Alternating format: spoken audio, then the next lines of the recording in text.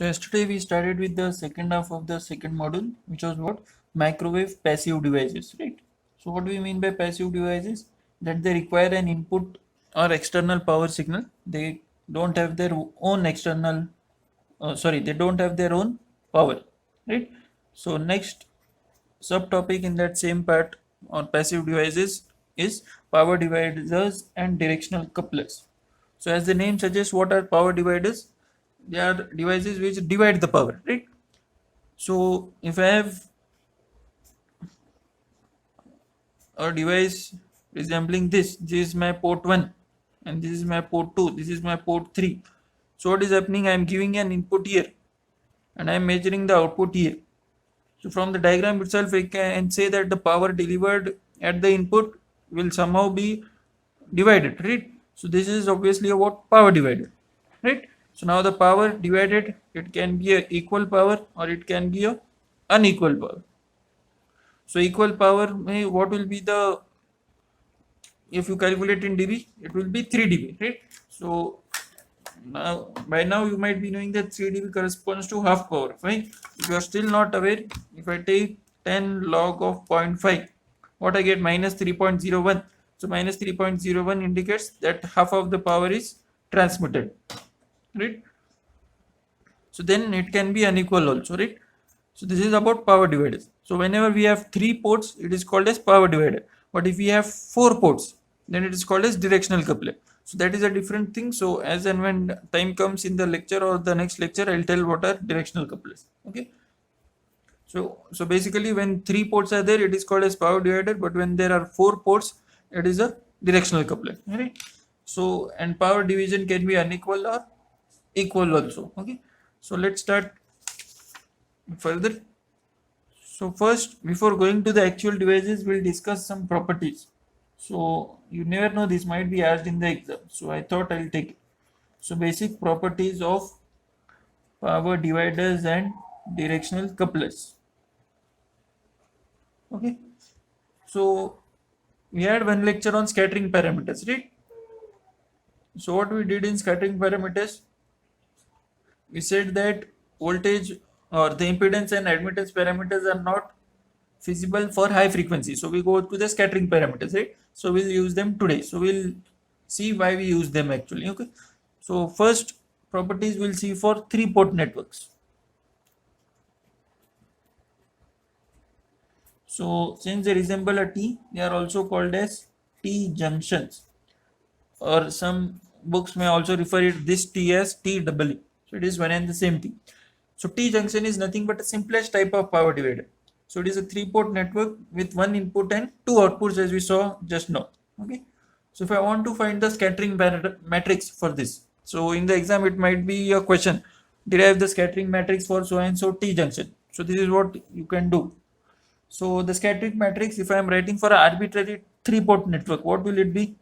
Since it is a 3-port network, I will obviously have a 3 by 3 matrix, S11, S12, S13, S21, S22, S23, S31, S32, S33.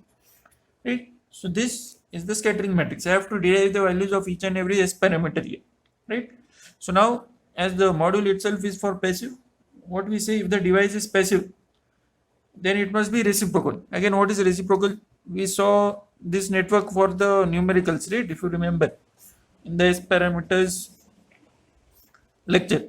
So if I give input from here, I'll get some output here, and let's say these resistors are same, and this is say 2R or 3R, whatever this resistor be. That doesn't make an issue. I'll get some output here. If I give the same input from here, I'll get some output here. So in both the cases, the output will be same. So this is what a symmetric network, if you see. So it is also called as reciprocal network, right? So if I say if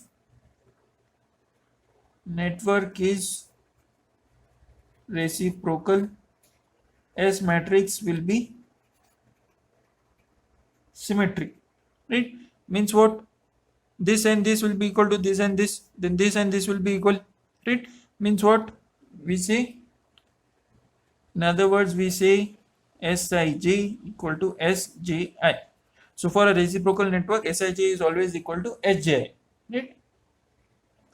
So this is about reciprocity. What is other condition we like to have for a network?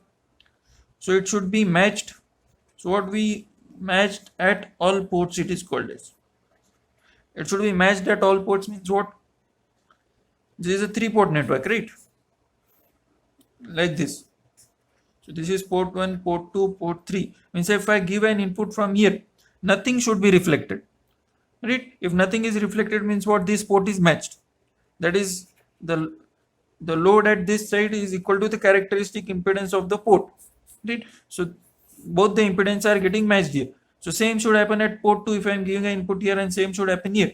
Right? Means one, if I am giving at port 1, what is the S parameter I am seeing? S11. If I am giving the impedance input at port 2, what is the parameter I am seeing? S22. Similarly S33. Right? So if matched at all ports, what I say? SII equal to 0. So this is what we require, matched at all ports. Then what we require, it should be lossless. Right? So if you have gone through the notes I have given, there I have mentioned properties of S parameters. So if a network is lossless, the property is S transpose into S conjugate is equal to I, where I is identity matrix. I think I have not mentioned transpose in the notes, so you can make this correction in the notes. So this property should be satisfied for a lossless network. Okay. So what I am assuming that the 3-port network is matched, it is lossless as well as reciprocal. Right. So let's derive the S parameters for this. So again, since I am assuming matched at all ports, so SI is 0, so all the diagonal elements are 0. Next, I am assuming the network is reciprocal also, so Sij is equal to Sji. So these two are equal, these two are equal, and these two are equal. Right?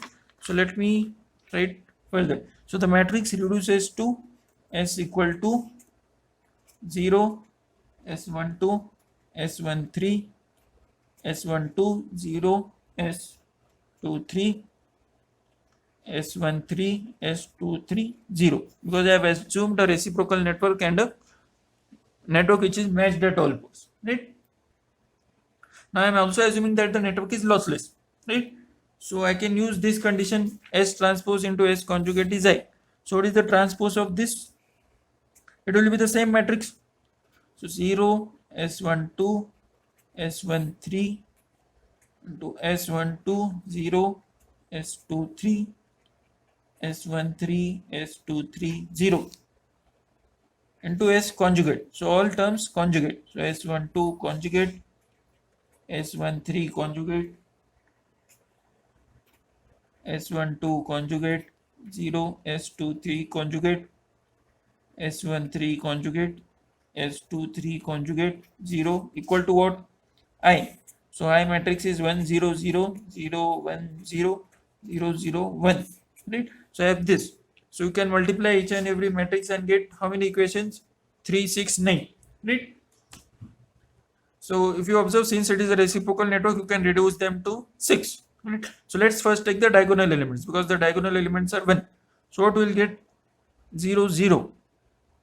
Right? I am doing for this. So for getting this, I have to multiply R1 C1.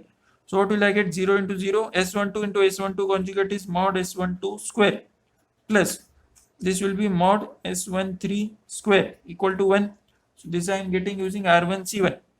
Similarly, if you do for this, you will get mod S12 square plus mod S23 square equal to 1. Then mod S13 square plus mod S23 square equal to 1. Right? So these three equations you get. Then you multiply the other matrices, what you will get? Let's do this. This into this we have done. Now do this into this, R1 C2. So 0 into 0, 0 into 0. So S13 into S23 conjugate. Right? So S13 conjugate S23 equal to 0. Right? So I have just taken conjugate of the term. So we'll get this. Then I can multiply this into this. So what I get? 0 S12 S23 conjugate. Right? So S12 S23 conjugate equal to 0. Right? Then I want, so this and this is done. Right? So let's do this into this. So S13 is 0. This is S23 S12 conjugate. So if you 3 S23 S13 conjugate is here, so we are getting the same equation. So let's do this. So this into this S13 S12 conjugate, S13 S12 conjugate, that we have not got. S13 S12 conjugate equal to 0. So if you do all these combinations, you will get 3 same equations as this. So they will be redundant. So that's why I have written 6 equations only. Okay. So let's see these two sets. So this is one set, this is the other set. So what you observe here, S13 is here. I have S13 here also. I have S12 here. So if I say, if S12 is 0, if I say, so this is 0. So this is also 0. Right?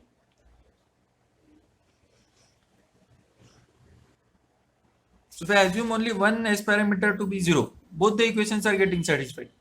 Then one of these has to be 0. Right? So means S12 equal to 0 and let's say S13 equal to 0. Right? Then let's say I take S13 as 0. So if S13 is 0, these two equations are 0, then I have to take one other S parameter as 0. Means two of the S parameters of this always have to be 0. Remember, you see 6 X parameters, but we have a conjugate of them. So this is conjugate, this is conjugate, this is conjugate. So of these 3 S parameters, 2 have to be 0. Right? So let's assume S12 is 0 and S13 is 0. So go to this equation. So if S12 is 0, this is 0. So what we have taken S12, S13. So if you take this equation, S12 is 0, S13 is 0. So is this satisfied? No. Right? So means these are inconsistent equations. Right? What does this imply is, what we assume? We assume that this 3-port network, it is reciprocal, we assume. We also assumed it is matched at all ports. We also assumed it is lossless. Means this is not possible. Right? Means we are assuming there is, everything is ideal case. So we have seen right from the engineering background that practically there is some loss or something, some things which you have to give away, right? So these 3 conditions cannot be matched. So you can drop one of the conditions. So for example, you can drop reciprocity condition. Otherwise, if you can drop match condition, or you can drop with some losses, right? You can have a lossless network in microwave high frequency, but it may not be matched at all ports. Means some reflection will be there, right? Then you can have a non-reciprocal network but matched and lossless, right? So one of these 3 conditions always has to be dropped for a 3-port network. Remember, I am not talking about 4-port, right? So let's say I drop the reciprocity condition. So if I drop the reciprocity condition, what will happen? So let's say I drop one condition. Let's say I drop the one of the conditions. So I am considering matched network and lossless network only. So what will be the S metric? Since it is matched, all S11, S22, S33 is 0, right? And it is now lossless. We are not talking about reciprocity. So it is S12, S23, is S21, S23, and is S31, S32, right? So let's say we want to derive the S matrix for matched and lossless networks. This is practically realizable, right? So what we do? So again, we can use unitary matrix property, right? So this is for matched. So if you use lossless property, what is the property? Unitary matrix, right? So S into S conjugate is I, right? So if you solve using these equations, I'll directly write the equation. So S12 square plus S13 square equal to 1, and S21 square plus S23 square equal to 1, S31 square plus S32 square equal to 1, and then if you multiply apart from diagonal, you get S31 conjugate into S32 equal to 0, and S21 conjugate into S23 equal to 0, and S12 conjugate into S13 equal to 0, right? So this is what you will get, right? So this can be satisfied in two ways if you see. So if I take two sets, let's say S12 equal to S23 equal to S31 equal to 0. So if I take this, so 1, 2, 2, 3 and 3, 1, if they are 0, what will I say? 1, 2 is 0, so S13 has to be 1. So S13, then 2, 3 it is. This is 3. If 2, 3 is 0, 2, 1 has to be 1. So 2, 1 has to be 1. Right? Then if 3, 1 is 0, 3, 2 has to be 1. Right? So I write in this way. So S21 equal to S32 equal to S13 equal to 1. Similarly, if I have taken this part, right? If I take this part, S21 equal to S32 equal to S13 equal to 0, then what will I get is S12 equal to S23 equal to S31 equal to 1. Right? Means what is happening? What I am seeing here, S21 and S12 are not equal. Means I am getting Sij not equal to Sji for I not equal to j. Means this network is not reciprocal, right? Means a matched lossless network is not reciprocal. That also is getting proved, right? So three conditions are again not getting satisfied at the same way, right? So that we have proved. So this is what a non-reciprocal network, right? So what do you observe here now? What is S21? Power going from port 1 to port 2, right? So power going from port 1 to port 2 is equal to power going from port 2 to port 3, which is equal to power going from port 3 to port 1, and this is 1. So means this power is going. So it is going in clockwise manner if you see. So here what is happening? 2 to 1, right? Then if I take this 1 to 3, then 3 to 2. So here it is going in anti-clockwise direction. So what is happening?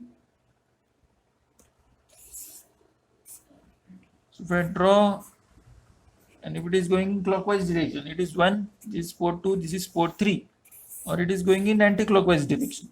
So it is 1, this is 3 and this is 2, right? So what is the matrix we are getting? So if you write the matrix, what we are getting, 1, 2, 2, 3, 3, 1 are 0, 1, 2, 2, 3, 3, 1 is 0, then 2, 1, 3, 2, 1, 3, 1, 3, 2, 1, 3, 2, 3, 1, 3, 2, 0, yes, 3, 1, 3, 2.